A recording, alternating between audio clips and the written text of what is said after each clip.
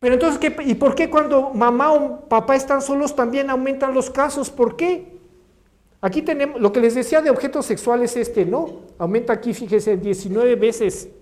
Si la mamá o el papá sobre todo la mamá vive con el novio, o sea que no es nada del hijo, de la hija, aumenta una cantidad bárbara. También cuando hay padrastros, aumenta una cantidad bárbara, 8 veces más. Pero ¿por qué también cuando la mamá o el papá están solos, por qué aumentan mucho los casos? ¿Por qué cuando los niños, sobre todo las niñas, viven en una familia monoparental, o sea que solo hay uno, por qué aumentan los casos de abuso sexual? Porque es mucho más complicado cuidar a los niños, no quiere decir que lo haya hecho la mamá. En las fronteras estas de México, en Tijuana, Ciudad Juárez, está llena de migrantes, de mujeres solas, con hijos, que van a las fábricas, se tienen que ir tempranito. Sus hijos, pues son de familias humildes, van a las escuelas públicas. Y en las escuelas públicas van 4 o 5 horas al día. Los niños se quedan solos porque son migrantes, no tienen quien les ayude a cuidar a los hijos. Quedan solos y entonces quedan más expuestos porque no están protegidos. Entonces, cuando las familias no son estables, cuando las parejas no son estables, aumenta el riesgo de que los niños sufran abusos sexuales. Pero me dirán, esto es porque los gringos, los norteamericanos, su cultura está ya medio alterada. Pero vean este estudio que hicieron en México. En México hicieron un estudio y fíjense, lo aplicaron en Baja California, en Sonora, Tlaxcala y Yucatán. Aquí también estuvieron en Sonora. Ese estudio se llama Encuesta de Maltrato Infantil y Factores Asociados de 2006. Y fíjense, se llama Posibilidad de Abuso Físico y Sexual contra Mujeres Adolescentes de acuerdo con su tipo de familia. Cuando viven con mamá y papá, aquí no les preguntaron si estaban casados o en unión libre. Bueno, suceden casos terribles. Pero cuando viven solo con su mamá, sube 38% los casos de abuso físico severo. Abuso físico severo, que quiere decir golpes que dejan heridas, quemaduras, heridas con rajadura, etcétera, rompimiento de huesos, etcétera. Cuando viven con mamá y un padrastro, las niñas sufren 66% más de abuso físico severo. Cuando viven con mamá y papá se dan casos espantosos de abuso sexual, pero cuando la mamá es sola sube 2.3 veces los casos. Y cuando viven con mamá y padrastro sube casi 4 veces los casos. O sea, sucede lo mismo sucede cosas muy parecidas, terribles en Estados Unidos o México. Donde se ha estudiado el tema en cualquier país, el abuso sexual aumenta notoriamente cuando las familias no son estables, cuando los matrimonios no son estables. Repito, no quiere decir que lo haga la mayoría no lo hace, pero aumentan notoriamente las graves consecuencias. Fíjense, en 2006 se entrevistó en México a 83,000 mujeres. Se llama Encuesta Nacional sobre la Dinámica de las Relaciones en los Hogares.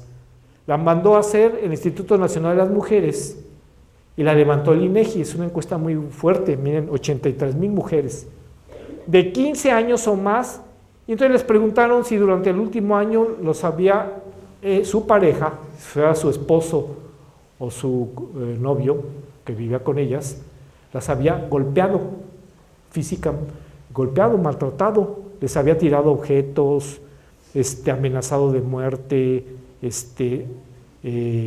agredido a palos, dar patadas, cosas terribles. Mira, cuando me empecé a ver esas cosas, realmente a mí me causó mucho problema, muchos meses, conocer estas cosas. ¿Saben qué porcentaje de las mujeres casadas civil y religiosamente dijeron que lo habían sufrido el último año? 7.9% de las mujeres casadas dijeron que su marido las había golpeado en el último año. Pero cuando vivían en unión libre, subía a 14%, 14.5%. Entonces el problema de la violencia en los matrimonios es muy grave en nuestro país. Pero resulta que cuando deciden vivir en unión libre, no se mejora el problema, se empeora casi 80% más. El problema de la violencia física contra las mujeres. Entonces quiere decir que en el matrimonio hay problemas, sí, pero en la unión libre hay bastantes más. Y esta gráfica no es porque yo haya votado por un partido político y porque yo tenga una religión determinada. Este es un hecho social, una realidad social muy grave. Otra encuesta se hizo en México, se llama Encuesta Nacional sobre Niveles de Vida en los Hogares, de 2003, 2002, 2005 y 2009.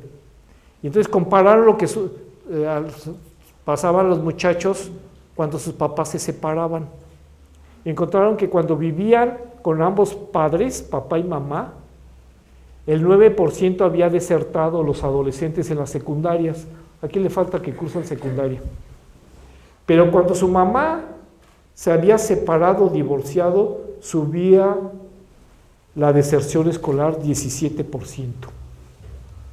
En promedio, en las familias, cuando los papás tienen problemas y se separan, uno de los primeros indicadores del problema es que hay una afectación en el nivel escolar. O sea, van a tener ustedes alumnos con problemas de niños que tienen su papá y su mamá, eso los van a tener. Pero en promedio, cuando empiezan a ver que sus niños empiezan a tener más problemas de rendimiento escolar, el factor más directamente que va a estar jugando ahí es que seguramente tienen un problema grave entre sus papás o si ya se separaron. La estabilidad de la familia y del matrimonio tiene consecuencias muy importantes en el nivel de la calidad de vida y el nivel educativo de los hijos. Y esto se encuentra en cualquier país que se ha estudiado el tema. Fíjense en Noruega, este es un estudio de 1982 a 2004. Niños y jóvenes que han cometido actos delincuenciales documentados oficialmente. Se tomó toda la generación que nació en 1982 y como ya existen cifras de todo, se estuvo viendo. Fíjense, cuando viven, los autores les llaman familias intactas, o sea que viven con papá y mamá. En Noruega, el 9% cometió delitos. Esos están peores que nosotros. ¿Cuáles delitos? Allanamiento de morada, ventas de drogas, peleas callejeras, etcétera. El 9%.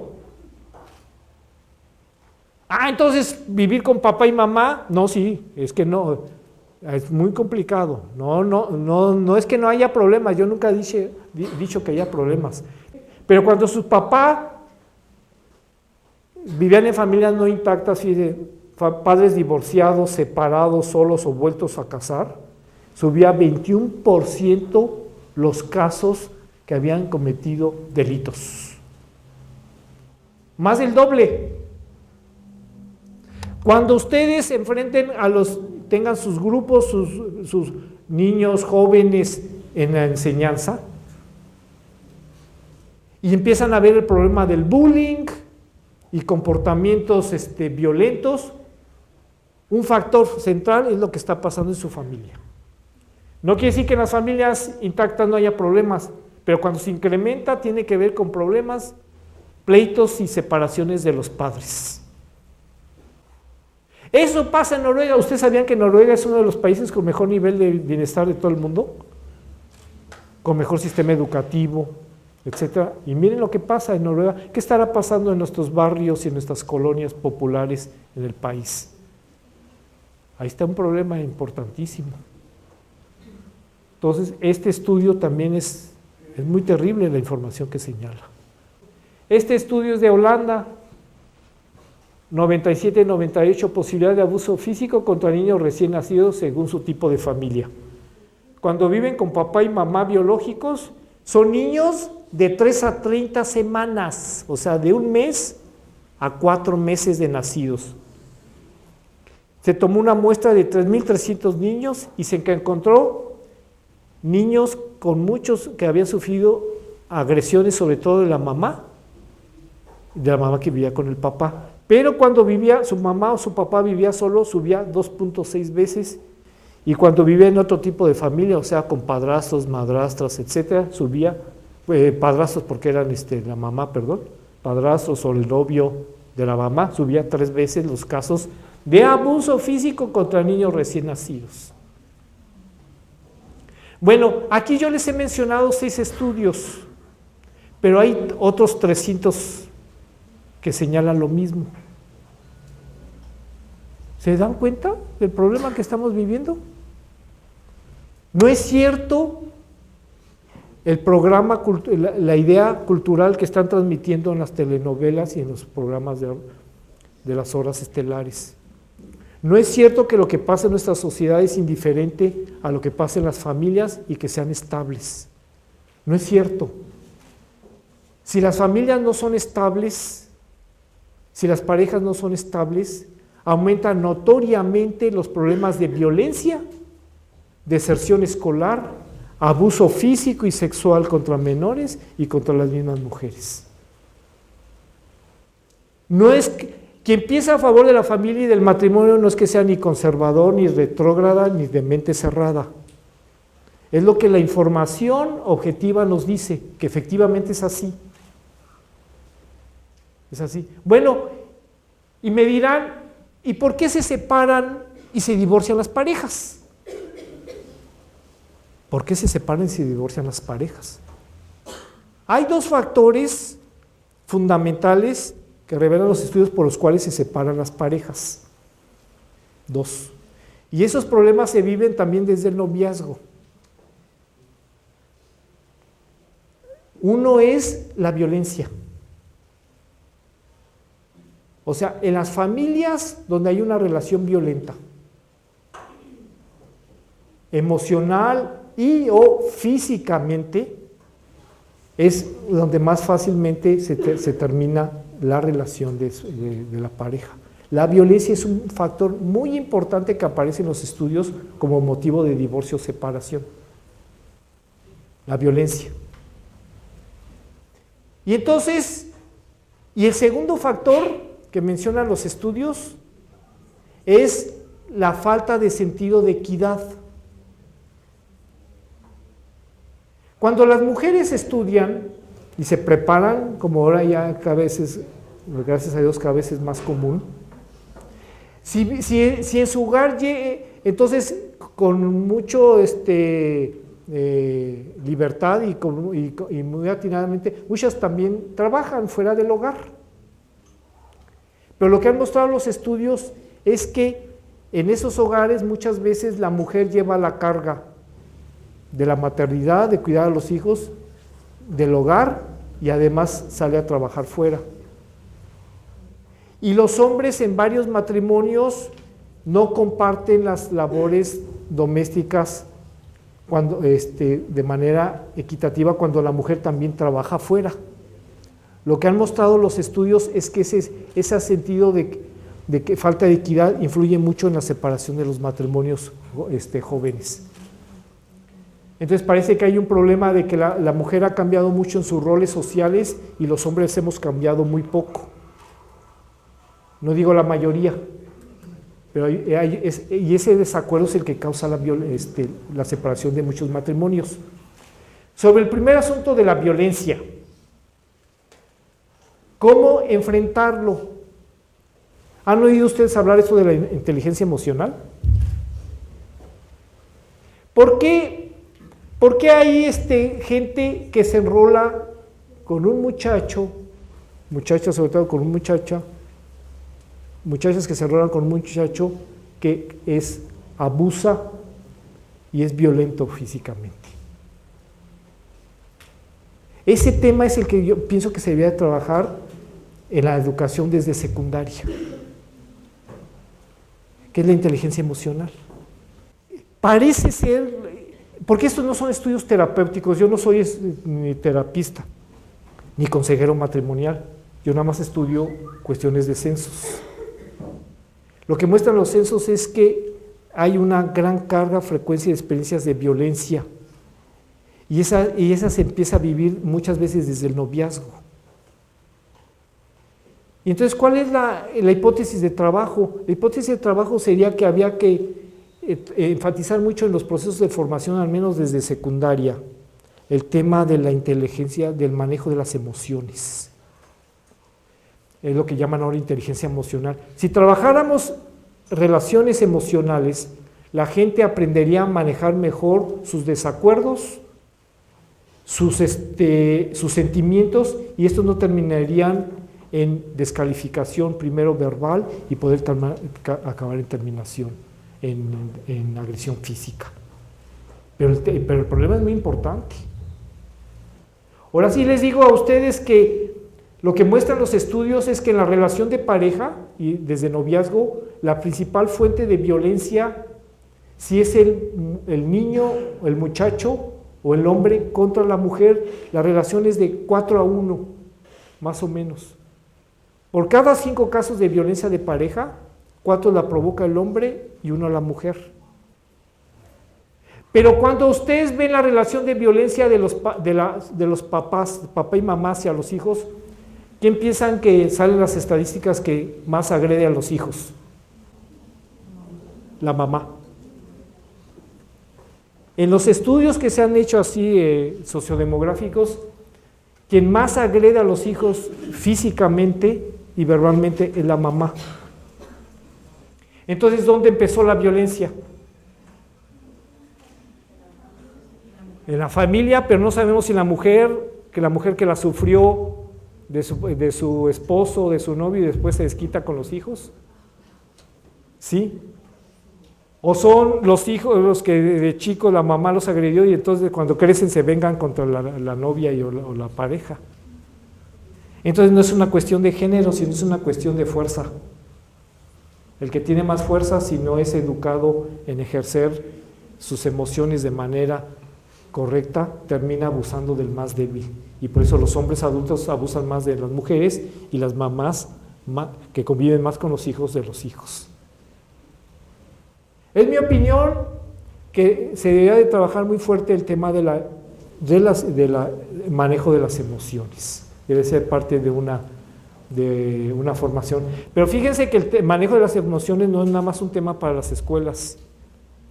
También en el mundo del trabajo frecuentemente hay, no digo la mayoría, pero frecuentemente hay jefes que les gritan a sus empleados. Patrones que le gritan y maltratan a sus obreros. Entonces el tema de la violencia, aprender a manejar las emociones, formaría mejores noviazgos, mejores familias, mejores ambientes de trabajo y mejores políticos. La segunda cosa que sale de las encuestas, cuando les preguntan por qué se separa la gente, otro factor es que no se sabe trabajar en grupo. Se sabe que los matrimonios y las familias más estables son aquellas que saben trabajar mejor en grupo, que más se ponen de acuerdo qué hacer y qué no hacer. Entonces, de lo que sale de las encuestas es que algo que tendría que trabajarse mucho en el sistema educativo es la inteligencia, es el trabajo, aprender a trabajar en grupo y tomar acuerdos en grupo. ¿Sí? Aprender a trabajar en grupo y tomar decisiones en grupo ayudaría a las familias a sobreponer sus problemas, a los trabajos, a tener mejor productividad. Eso es lo que aparece en las encuestas también, el trabajo en grupo. Y la tercera cosa que aparece en los grupos es que las familias más estables son las que logran desarrollar valores de ayuda. Se preocupan mucho por otros, o sea, la solidaridad. Entonces la formación en valores de solidaridad también es muy importante. Para concluir les diría, bueno, ¿y qué pasa cuando uno ya tuvo una familia que se fracturó o una vida de pareja, ya tuvo su pareja, se divorció y se separó? ¿Qué pasó? Bueno, lo que podemos aprender de estas cosas es que Todos tienen la posibilidad de salir adelante cuando han tenido un grave problema, si es que reponen y rehacen el origen del problema.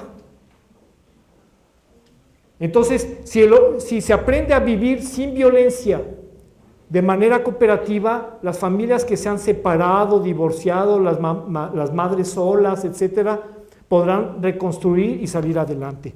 Pero es reconstruyendo las habilidades y los valores que hacen una familia fuerte, donde permitirá sacar a una familia que ha tenido problemas.